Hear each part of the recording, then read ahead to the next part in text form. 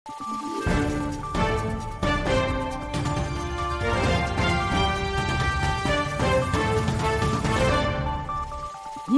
araw, Pilipinas! Ito ang Valiente News hatid sa inyo ng Office of the Vice President.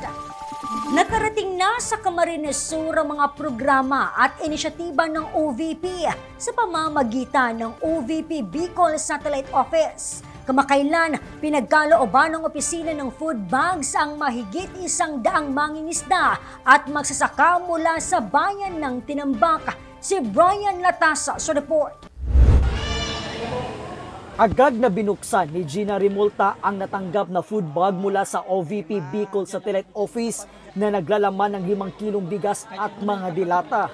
Si Gina ay kabilang sa maraming magsasaka mula sa bayan ng Tinambak sa Camarines Sur na apektado ngayon ang hanap buhay dahil sa nararanasang mainit na panahon.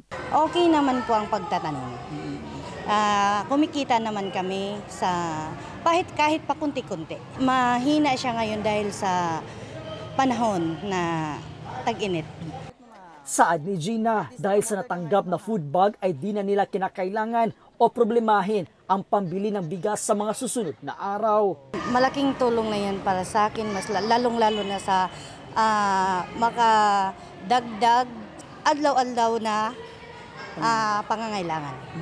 Ikinatuwa rin ni Gina na umabot sa kanilang lugar ang mga programa at inisyatiba ng tanggapan ng pangalawang Pangulo sa pamumuno ni Vice President Inday Sara Duterte, maging ang pagbibigay halaga ng opisina sa bawat Pilipinong magsasaka.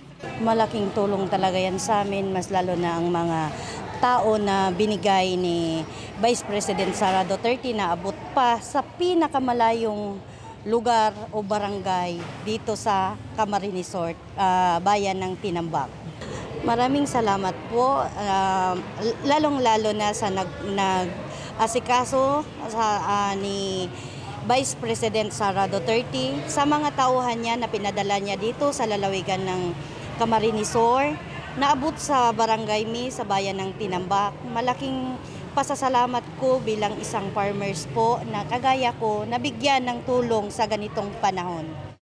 Mula po dito sa bayan ng Tinambak, Camarines Sur, ako po si Brian Latasa, ang lahat para sa Diyos, bayan at pamilyang Pilipino.